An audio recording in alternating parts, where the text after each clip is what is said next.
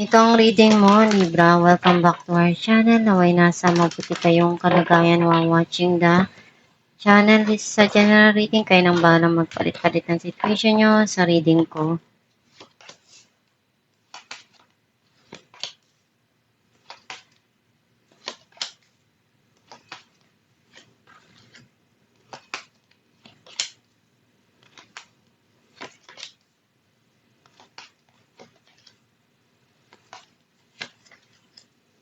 At the bottom of the deck, 5 of Wands.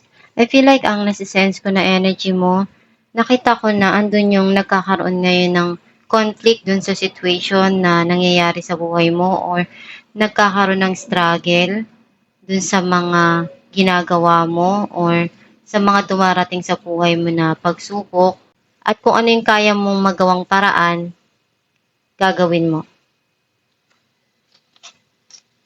Ang mensahe ng card mo, nakita ko na may bago ka ditong sisimulan na journey na tatahakin or may mga iniisip kang gawin na paraan para doon sa mga dumarating ngayon sa buhay mo.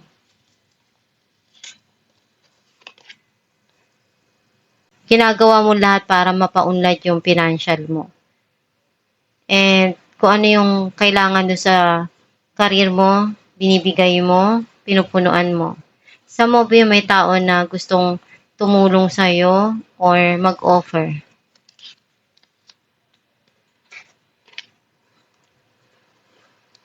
May mga desisyon kang kailangang harapin at gawin. Some of you, iniisip mong mag-travel or may travel na darating dito or may gusto kang puntahan.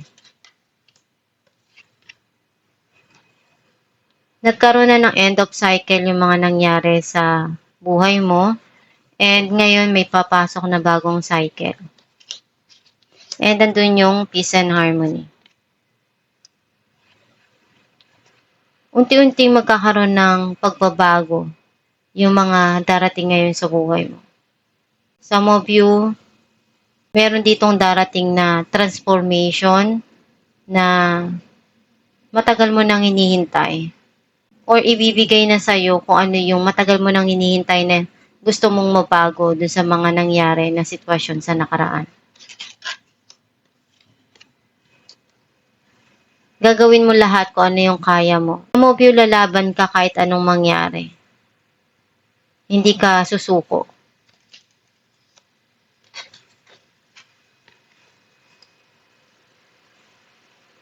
Meron ditong bagong opportunity na igagrab mo. Some of you nagkakaroon ng spark yung relationship at nagiging maganda yung connection sa isa't isa. Or meron kang sisimulan na bagong proyekto dito. May mga times na nabibiting ka sa pera at nalulungkot ka doon. Some of you meron kang gustong sabihin na nararamdaman mo ngayon pero hindi mo alam kung kanino ka tatakbo. Clarify natin ang the Fool. Two of Pentacles and Eight of Pentacles.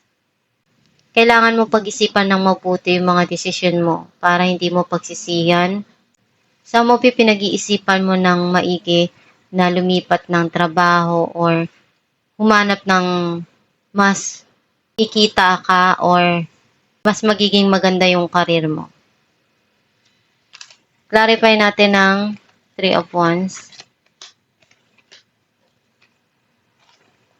Six of Swords and Nine of Swords. Unti-unti ka nang nagiging okay, nag-heal na yung mga nangyari sa buhay mo o yung mga nararamdaman mo. Ngayon, may mga bagay kang kailangan na gawin para sa sarili mo. Clarify natin ang Death.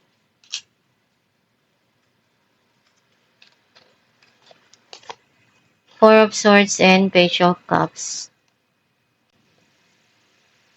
Gusto mong bigyan ng time yung sarili mo para makapagpahinga or gusto mong bigyan ng time yung mga mahal mo sa buhay at naipapadama mo yung pagmamahal na kailangan ng mga mahal mo sa buhay.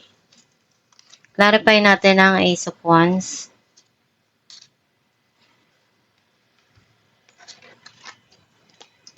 Five of Wands, and Nine of Pentacles. May bagong opportunity dito na darating na ikagrab mo na magsasucess ka doon. And andun yung na-achieve mo kung ano yung gusto mo. Clarify natin ang Knight of Pentacles. Two of Wands and King of Wands. Marami ka pang plano sa buhay na gusto mong makamit.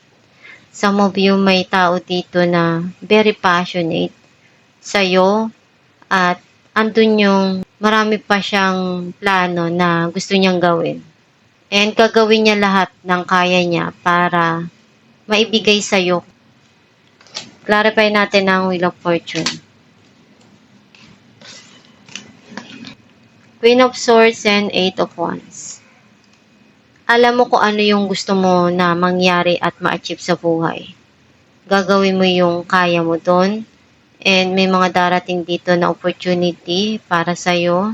Kung ano yung mga nangyari sa nakaraan tapos na yon, may papasok dito na new cycle sa buhay mo, which is andoon yung opportunity na darating sa buhay mo. And para sa'yo, mahalaga yun. And matagal mo nang hinihintay ito eh.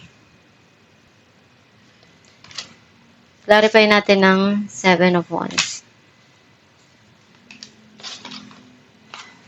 Six of Cups and Nine of Wands. Naalala mo yung mga nangyari sa buhay mo nung kabataan mo.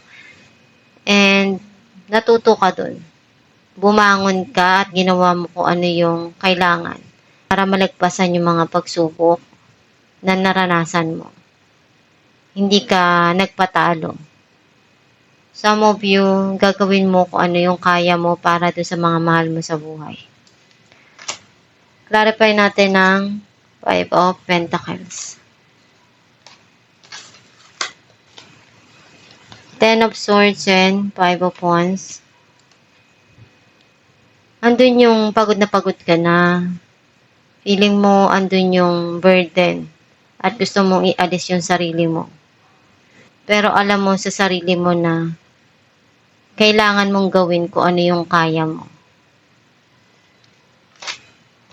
Alamin natin kung ano mensahe para sa'yo.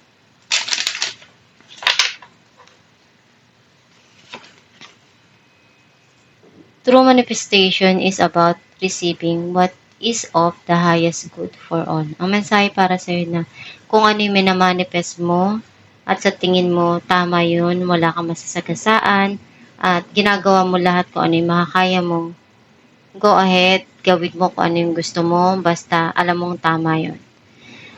And kung ano yung mga pangarap mo, pag sumikapan mo lang yan, makukuha at makukuha mo rin yan.